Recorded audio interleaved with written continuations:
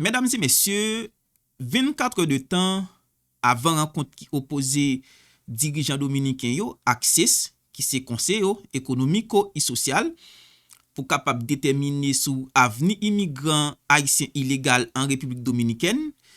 Eh bien, groupe ultranationaliste dominicain yo déjà mandi enragé et yo pas même carré temps rencontre ça fait tellement yo commencé à voir en pile point dans la presse, tellement yo commencé à mettre en pile pression une façon pour capable boycotter décision yo brouiller décision pour sortir demain parce que nous connaissons rencontre ça la fait demain et demain c'est pas une décision définitive et bien assoya là c'est veille là et bien groupe ça yo même cap mettre en pile pression dans la presse cap mettre en pile pression sur tous les réseaux sociaux pour capable détourner attention monde qui pral voter yo pour capable détourner brouiller décision qui pral sortir yo gen un groupe qui concevoir tête yo comme un groupe cap enquêter sous service migratoire là. Groupe ça qui ça yo dit. Groupe ça ou fait connaît. Yo visité plusieurs hôpital. Les yo rivé dans l'hôpital ça yo pas gagné présence agent immigration. Yo dit ça c'était un bluff, ça li getan campé. Parfois les yo visité l'hôpital ça yo kon gagné haïtien illégal qui vinn prendre soin. Tant pour yo tare les agents immigration, haïtien ça getan suspect, li couri aller li quitter l'hôpital là.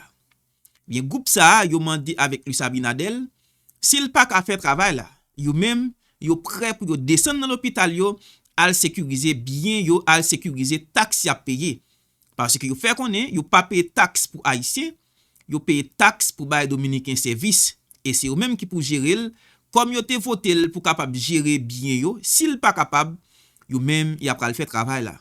Ou imagine qui ça pral gagner quand yo pral arriver dans l'hôpital, son paquet civil qui pral prend, qui pral demander pièces, parfois quand même ba aux pièces ta yo pas kon l'île pour yo ouais effectivement sous légal sous pas légal, ouais qui cacophonie capable gagner dans pays ça. Son j'aime dire nous ça. Depuis ces côtés nous yon moun a parler. Nous senti dans sentiment, li c'est un ultranationaliste déplacé. Si pas dans pays.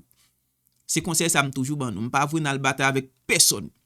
Depuis ces côtés ou camper ou tande yon groupe moun a parler ou senti dans sentiment, li c'est yon moun qui gen des discours zéné, yon moun qui gen des discours côté ko senti qui très violent, discours qui menaçant, déplacé. Parce que moun sa yo agit par instinct, c'est pas moun yo qui réfléchit. Autant de discours yo prêt pour y aller faire travail ça. L'autre bagay encore groupe ça yo même yo compte. Nous connaissons dans premier temps les protocoles là tap appliqué. Les yon agent immigration rivé dans l'hôpital ou bien devant l'hôpital là. Si gen yon femme enceinte qui pral prend soin ou bien qui fin accoucher, immédiatement yo prend yal mettel dans camion et déposer l'Haïti. Ça qui te permet international la réagir. Gen quelques organisations locales tout qui te réagit qui pas accepter ça parce que te dit ça li pas cadré avec la loi et ça c'est un processus déshumanisation, yo pas accepter. Et bien pour raison ça il y a des modifications qui fait en dans protocole ça. Jodi si une femme haïtienne ou pral l'hôpital, si ou avec douleur, même si ou illégal, y a laissé ou rentrer dans l'hôpital là. Si toutefois ou gen tranché, si ou a accouché normal, y a quitté ou accoucher après 3 jours, y a quitté ou accoucher prend soin normal, après 3 jours, immigration la capable prendre à déposer la caillou Haïti. Je dis la caillou là, ne pas dire dans caillou non, mais Haïti c'est la caillou, y a plago côté qu'on la geo dans zone frontière là. Si toutefois moun sa li même c'est ta opération le ta fait. Ça non relé césarienne. Durée li augmenté. Moun sa la pral gen 7 jours sous ka bon l'hôpital, la prend soin et après 7 jours ça y a capable déporter en Haïti. Bon, groupe ça relé en moy pire. Yo dit ça c'est une façon pour laisser négociation passer. Yo dit yon moun qui fait 7 jours sous ka bon l'hôpital, 3 jours capable de négociation et donner au capable changer à n'importe quel moment. Yo fait connaît demain si rencontre sorti en faveur régularisation haïtien yo, mais pays ça li pral changer nan men Luis Abinadel. C'est ça yo déclaré. Et m'pral faire nous tande yon extrait dans émission côté que yo te vraiment fâché, yo t'a demandé Dominicain yo an met pied na terre, an al fait travail là parce que pays a laissé pour nous. Ça veut dire nous capable senti bagay yo là qui capable miel après rencontre ça.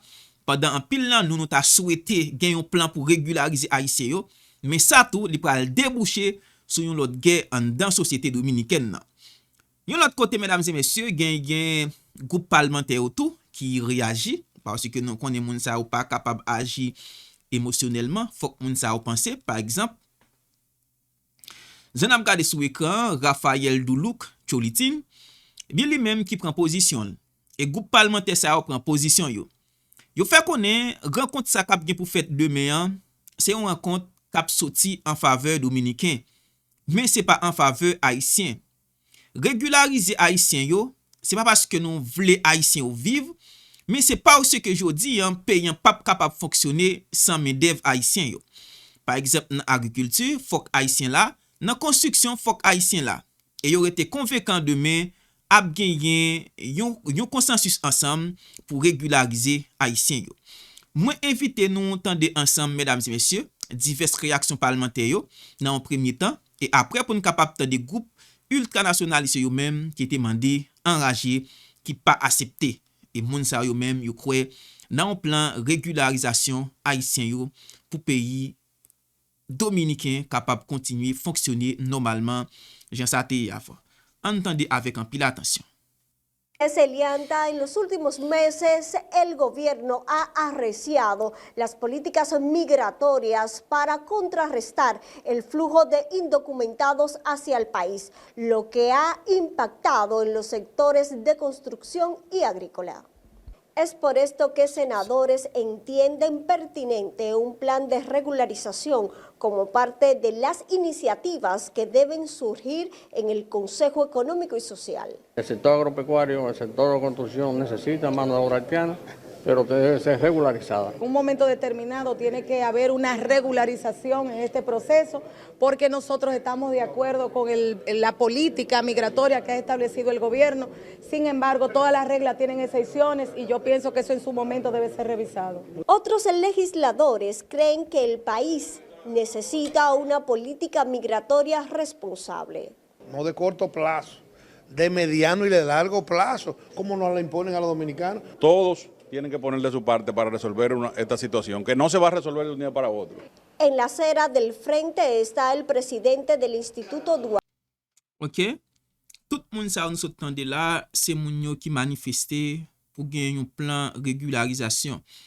Et non seulement pour régulariser haïtien sa yo, mais tout pour capable gagner un bagay qui durable parce que yo estime jodi an question jodi an ou konon légal demain ou pas légal tantôt tout moun nan kouri tantôt genyen et entrepreneur yo et yo nan kouri tout parce que les yo prend haïtien yo business yo bloqué les ça obligé repenser un autre facteur économique dans pays ça yo même qui estime jodi an faut gagner un plan régularisation qui stable puis connaît comment pays ça a fonctionné yo pas capable à faire des bagages courir monter faut que yo penser général pour sortir pays ça dans troupe ça qui toujours apcraser yo cap mande faire un travail en plus et bien yo même qui penser demain c'est la gain une résolution pour capable régulariser surtout monde qui pral travail dans construction monde qui pral travail dans agriculture.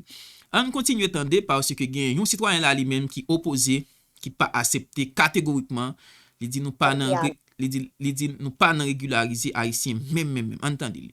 Wilson Gómez, quien rechaza que en el país se lleve a cabo un plan de regularización. Pero no hay duda que el empresariado nuestro tiene que entender que debe mejorar las condiciones laborales, los salarios. Estas posiciones se producen a tan solo horas de que se reúna el Consejo Económico y Social, pautada para este jueves a las 4 de la tarde, donde el tema principal es la política migratoria del país tras la crisis que se vive en Haití. Con esta información retorno al set de noticias. OK. Et tout le monde sa yo manifesté en faveur d'un plan régularisation. Et mais gen Wilson Gómez lui-même qui opposé avec décision ça qui dit jamais nous pas besoin régulariser aucun haïtien. Ça pour yo faire, c'est augmenter cob medev yo pour dominicain capable joindre moyen pour yo vivre la caillou.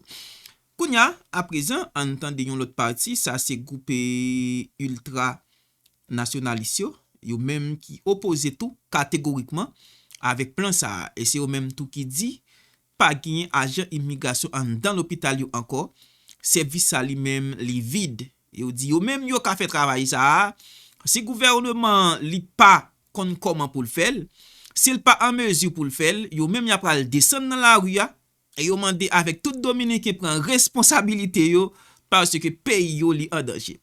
Entendez ensemble avec moi, mesdames et messieurs, comment vous avez réagi avec fracas. Comment vous avez réagi avec une douleur tout parce que l'Assemblée fait ou mal. Entendez. En hospitales dominicanos. La Dirección General de Migración aseguró ayer, domingo, que continúa ampliando las medidas especiales del control migratorio en los hospitales del Estado Dominicano, afirmando que continúa aplicando al protocolo establecido.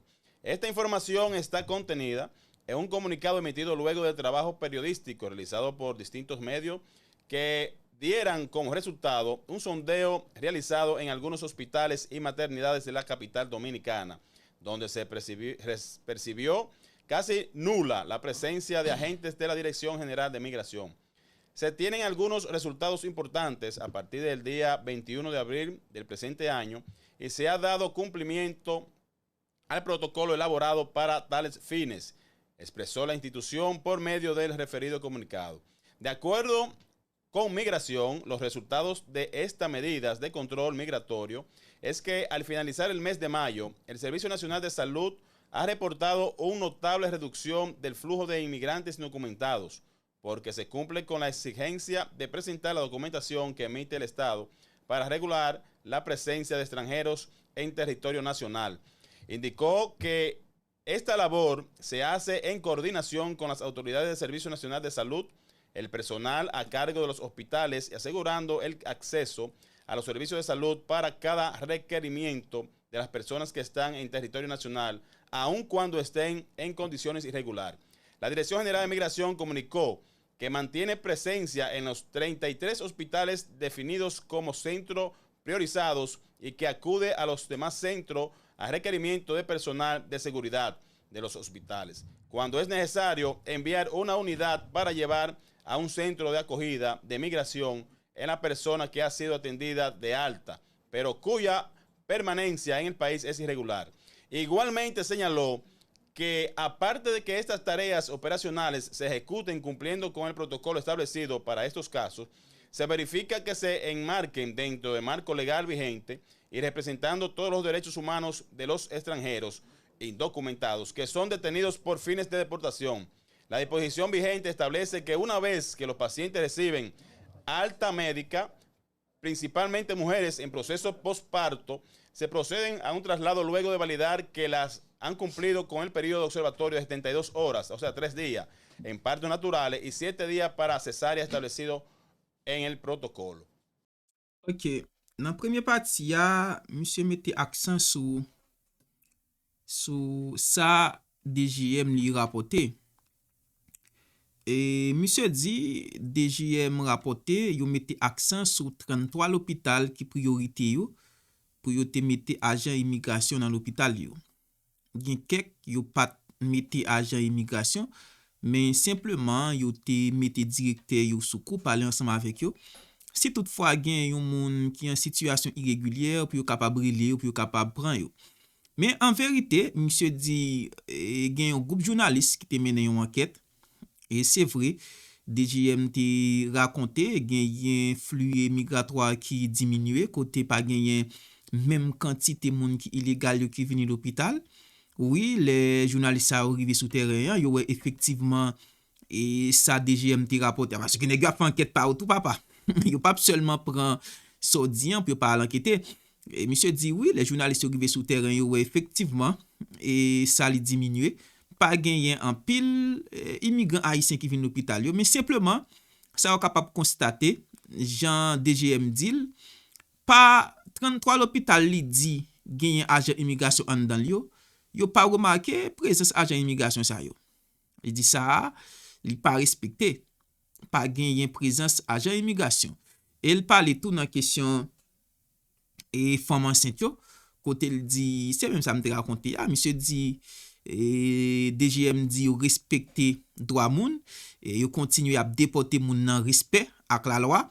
Côté si une femme ou accoucher et ou capable gagner 2 jours ou bien 3 jours et si toutefois c'est césarienne ou t'a fait là ou fin prend médicament et bien ou capable gagner 7 jours avant même yo t'a déporté. C'est ça monsieur li raconter en gros dans premier partie ça mais pral gagner partie derrière qui ont ti jan pi mauvais parce que nèg yo pral poser gros question et pral gen gros altercation surtout dans résultat DGM qui c'est service immigration et yo même yo t'a rapporté. On continue tande et comment nèg ça ou t'a parlé et après yo même mandé pour dominicain piler béton, fouler béton pour revendiquer droit yo. Médica, principalmente mujeres en proceso postparto, se proceden a un traslado luego de validar que las han cumplido con el periodo observatorio de 72 horas, o sea, 3 días en partos naturales y 7 días para cesárea establecido en el protocolo. Miren, nosotros hablamos respecto a esto y es cierto, ha bajado el número de personas haitianas, en este caso mujeres haitianas, en los hospitales. Ha reducido por temor a esto, a que se ha llevado a cabo un procedimiento con los profesionales, los policías, los agentes de dirección de migración que se presentan a los hospitales, para que puedan identificar a aquellos que de una manera u otra lo están haciendo y son ilegales. Ahora, el procedimiento que se está llevando a cabo, donde nosotros también hemos dicho de que debemos tener la precaución necesaria en cuanto al respeto como humano que estas mujeres deben tener, y le están dando los plazos, aquí lo establecen, de los días. Luego de un parto normal le dan 3 días, después de 3 días, bueno, se despachan, igual que a las mujeres que dan parto por cesárea, le dan 7 días luego de. En ese sentido ya, con los autobuses que tenemos, bueno, son montadas debidamente con el protocolo que corresponde y se trasladan entonces al proceso migratorio. Sin embargo, como dijo Montero, hemos visto sí que ha reducido la gran cantidad, y aquí hablan exactamente en Santo Domingo, que espero que también sea en todo el país, porque si es que no están yendo a un hospital de Santo Domingo, posiblemente estén yendo al hospital de Cabrera. Entonces, bueno, que le demos seguimiento, porque lo hemos dicho en otras ocasiones, migración no solamente es Santiago y Santo Domingo. Ya vimos que en Friusa no se podía entrar, gracias a Dios, a Ángelo Martínez ya entraron. Ángelo Vázquez, perdón. Ya entraron y pudieron entonces eliminar ese batey que había ahí de invasión. Pero es bueno, Montero, que se estén dando estas cosas porque se supone que eso es parte del plan, que reduzcan y que empecemos a ver las cosas como son. También esperemos ver que al final se pague la cuota correspondiente, como había dicho el presidente, y que no se vaya esto a un consumo por parte de ellos en el Producto Interno Bruto de nosotros respecto a salud. Ok. Et dans la deuxième partie, là, monsieur dit, il trouve ça bien marché toujours. Malgré, il remarqué, et pas gain présence quelques agents immigration qui sont dans l'hôpital, mais il dit, bon, ça a bien marché. Il dit, dans l'hôpital Santo Domingo, et immigrants et femmes, nous avons plus parlé pour femmes haïtiennes. Monsieur n'est pas vraiment parlé pour question immigrants. Tout ça dit là, c'est femmes haïtiennes, c'est accouchement. C'est ça, vous mettez accent sur lui seulement. Ok? Monsieur dit, dans Santo Domingo, nous capables de remarquer, pas vraiment gain présence femme haïtienne dans l'hôpital, parce que vous paie, parce que gain agent immigration, gain policier qui aider travail ça fait. Mais il dit, faut que nous pas ignorer tout, gon côté que les Cabrera, il dit, yo capable là tout. Il dit ça, faut nous surveiller, yo pas dans n'a veiller gros l'hôpital yo ka rentrer dans l'hôpital ça yo, puis yo aller accoucher. Faut que nous veiller très bien, parce que yo pas ka utiliser comme taxe dominicain pour y prendre soin sur lui. Et c'est ça, on lui dit en gros dans partie ça, et qui pas trop important comme nouvelle pour nous, parce que ça, nous te déjà connu. On nous aller là, côté citoyen ça, qu'on y a parler, et sur une visite, journal Listen Dialio, il était fait dans quelques hôpital, et bien, les arrivé dans l'hôpital ça, yo, effectivement, ça a revendiqué, yo pas une présence agent immigration. Et tout de suite, après Listen Dialio, il était fini remarquer ça, et il était fait un article sur ça, et bien, immigration t'a pas réagi rapidement. Et dans même partie ça, tout, monsieur Touli, remercie Angelo Vasquez qui te dit en dans Fluissa, agent immigration pas capable de rentrer, et bien avec travail Angelo Vasquez qui mettait grain dans boudal, et bien il dit bon Dieu merci, il était un jeune garçon ça, jodi en bataille ça, yo krasel qui te représenter un danger pour pays. c'est que Angelo Vasquez Tanner yo toujours quoi ils sont héros tout. On continue de ça, mesdames et messieurs. Déjeme decirle, la Dirección General de Migración, inmediatamente el Listín Diario presenta un trabajo que hiciera de sábado para domingo. Y mire que la Dirección General de Migración inmediatamente refuta y sale y da declaraciones diciendo que ellos no han dejado de tener presencia. Pero que el asunto es permanente, se supone que era permanente. Mentira. Hay centros donde la Dirección General de Migración, al ver que había una reducción, sacó de allá los agentes migratorios. Yo no sé, porque no puedo especular desde aquí, si es cediendo a presiones internas y externas que tiene el presidente de la República, porque usted sabe que las presiones internas son de los expresidentes. ¿Cómo así? Y usted sabe, déjeme terminar. Yo no puedo, Si usted, no me contengo. desde que le mencionan los expresidentes, de una vez sin grifa, usted inmediatamente... Es que usted quiere distorsionar se la pone- intención del presidente. No. Yo no la quiero distorsionar. El periódico lo que está diciendo es que Yo ha habido quiero- ausencia, a pesar de que ha bajado, ha habido Yo quiero ausencia de esa estar persona. claro. Y le voy a decir, en los hospitales que admite la Dirección General de Migración que no tiene presencia y dice ¿Usted lo va a mencionar? que ellos, si están aquí, yo lo tengo, porque yo tengo todo. No es muy importante, porque me Yo digan lo de tengo Santiago todo. Rodríguez, me digan lo de No, Jabón. yo tengo todo. Lo que usted quiera saber. Eso fue un trabajo que se hizo en la capital. Ahora, ¿qué es lo que pasa? Que los colaboradores de los hospitales, entiéndase, los porteros y los directores, son los que hacen la llamada. Tenemos ingresada a una parturienta o a un enfermo que tiene condición irregular porque no tiene ni siquiera un papel de baño que nosotros le hemos requerido y no tiene nada. Entonces, migración va y lo busca. Ahora, la pregunta es la siguiente para mi comandante Lee Ballester. Y si en ese protocolo, en ese momento de que hacen una llamada, el haitiano o la haitiana que llega cepilla lo que está pasando, usted le dio la primera atención porque tiene que dársela, independientemente de cómo esté, tiene que dársela. Y se va. Ya lo perdimos. Entonces, tiene que haber un inspector ahí, fijo. Dejemos. Ok. Monsieur qui fâché sous immigration. Monsieur dit, journal Listin Diario te fait une enquête dans l'hôpital yo.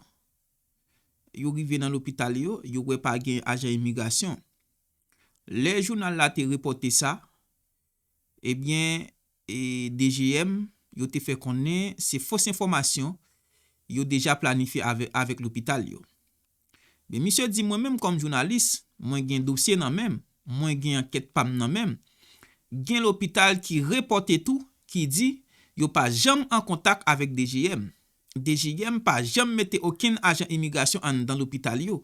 Parfois c'est directeur l'hôpital yo, les yon haïtien ou bien yon haïtienne vin prendre service, yo trouve haïtien ça ou bien haïtienne ça li illégal qui relè agent immigration pour vin prendre moun sa yo. Et parfois moun sa vini avec yon douleur, la souffri, immigration pas ka quitter et l'hôpital la pas ka quitter moun sa souffri sous conscience yo. Faut que yo bay moun sa soin. Si moun sa li même li déjà recevoir premier soin, tant pour immigration rive vin prendre moun sa, eh bien moun sa li même li déjà soukou parce que li wè manèv ka fait yo, li wè comment moun yo ap sorti rentrer sou li, eh bien moun sa li déjà sauvé, li déjà allé quitter l'hôpital là sans pas même prendre deuxième dose là, li allé. Li dit dans sens ça, nous même nous mandé faut genyen yon agent immigration fixe dans l'hôpital là. Monsieur dit faut genyen yon agent immigration fixe dans l'hôpital là. Non, monsieur fâché, il dit fuck gen, parce que monsieur il perdit un pile poisson. Monsieur il perdit un pile poisson dans cause ça. Monsieur dit fuck gen yon agent immigration fixe dans l'hôpital là qui pour camper comme poteau électrique les gen yon haïtien qui illégal pour yo capable prendre pour pas perdre poisson ça. A fait c'est directeur l'hôpital k'ap relé agent immigration vinn prend yon moun nan ça li pa la dan, faut que DGM li respecter engagement service immigration pays a bay en pile menti. C'est ça monsieur dit là mesdames et messieurs, nan parti ça. On continue tant de livre parce qu'il a parlé causé toujours. No coño de vaina de blandenguería. Que dársela independientemente de cómo esté, tiene que dársela y se va. Ya lo perdimos. Entonces tiene que haber un inspector ahí fijo. Fijo. Dejémonos coño de vaina de blandenguería. Si hay que buscar más agentes, busquemos. Que tener un inspector ahí con 2 guardias. Aquí tenemos muchos guardias, coño, que están asignados a quería y a funcionarios y a perencejitos. Comiendo chao, coño, y lavando perros. Vamos a ponerlo en lo que verdaderamente se necesita. No nos juguemos con la verdad. Entonces, aquí hay, señores, hospitales, dice la periodista en ese trabajo que hizo. Esto se pudo notar durante un recorrido por los hospitales Francisco M. Coso Puello, Marcelino Vélez Santana, El Salvador Begotiel, aunque en este último se indicó que nunca hubo presencia de agentes migratorios por no brindar atención priorizada relacionada con la maternidad y servicios infantiles. Quiere decir que en el último, que es El Salvador Begotier, ahí nunca fueron, no llevan presencia, porque ahí no se atienden embarazadas ni se atienden niños, pero sí van haitianos que tienen condición irregular y que tienen, se dieron una puñalada, llegó con dolor de estómago, llegó con un síntoma. Entonces hay que poner inspectores en todos los hospitales, porque eso que dijo el presidente hay que cumplirlo. Ok, nan parti ça, monsieur cité non paquet l'hôpital, pas vraiment connaît, mais ça m'entend de li cité non, son l'hôpital qui les Gautier. Et monsieur dit, gen en pile l'hôpital encore, c'est pas seulement l'hôpital côté qui gen information yo. Monsieur dit, gen en pile l'hôpital public encore. Par exemple, l'hôpital pour ti moun, l'hôpital côté ventre fait mal, l'hôpital côté lo gen un ti malaise, yon tête fait mal ou aller. Monsieur dit, tout l'hôpital ça yo négligé. Monsieur dit, nous négligé, ça veut dire, autant sous qu'on a dans l'hôpital, ça yo négligé, a revendiqué ça. Monsieur dit, tout l'hôpital, ça yo négligé. Les cité non paquet, pas attendre non tout, négligé kon l'hôpital yo, mais seulement m'entendre le dit Gautier avec l'hôpital, côté que, qui pas pour formation seulement. Il dit, l'hôpital, ça yo négligé, et directeur l'hôpital, ça yo rapporté, yo pas capable de faire ni travail immigration, ni travail santé en même temps. Monsieur dit, c'est responsabilité par nous pour demander avec DGM pour prendre responsabilité. Monsieur parle avec fracas. Monsieur parle avec une douleur, il senti ça, il frappe. C'est grave, monsieur.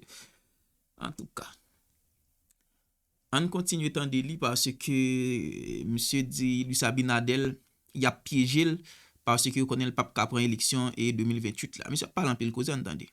La palabra del presidente está empeñada y hay que cumplirlo. Monsieur dit parole Luis Abinadel yo doit respecter. Parole président doit appliquer. Nous doit tendre ça président dit. Ça gueule son père M cap parler, ça son partisan Luis Abinadel qui tenté défendre Luis Abinadel qui fait qu'on est responsabilité à c'est pas Luis Abinadel. Responsabilité à c'est DGM, c'est monde qui tenté boycotter président. Alors ou même sous qu'on a dans l'hôpital ça autant de non yo. Ce qu'on a dans l'hôpital, ça ou pas quoi agent immigration nan jou k'ap vin la capable gagner. Entonces, hay que poner inspectores en todos los hospitales, porque eso que dijo el presidente hay que cumplirlo. Monsieur dit faut gagner un inspecteur dans tout l'hôpital qui gagne yo. La palabra del presidente está empeñada y hay que cumplirlo. Y nosotros sabemos que aquí lo que estamos llenos de traidores, desde adentro,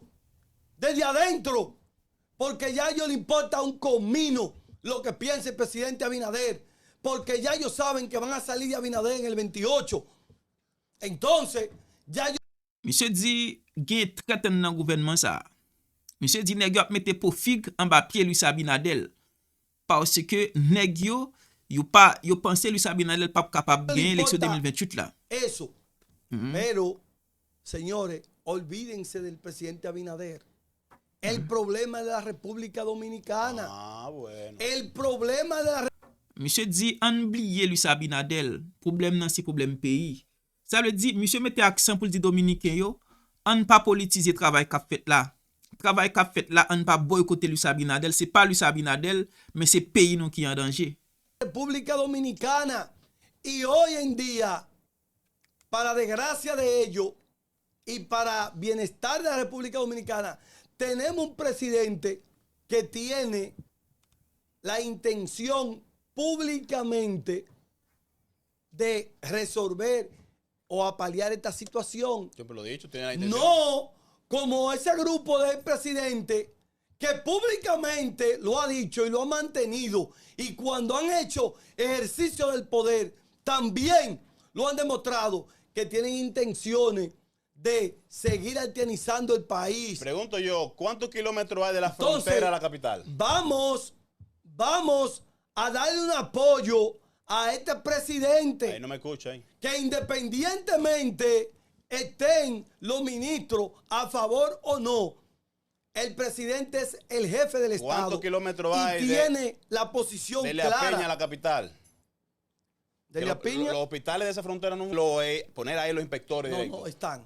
Pues no lo mencionamos. Están. Pero no lo mencionan. Es que, escúcheme, es que ese trabajo que es la respuesta de lo que estamos hablando, que dio migración. Yo recuerdo que en el año 2022, es un trabajo de la capital. En el año 2022, el presidente Luis Abinader, conjuntamente con el fallecido ya presidente de Haití, Jovenel Moisés, iban a hacer un acuerdo para crear unos hospitales en la parte norte y parte sur de la frontera, de aquel lado de Haití, conjuntamente con el BID.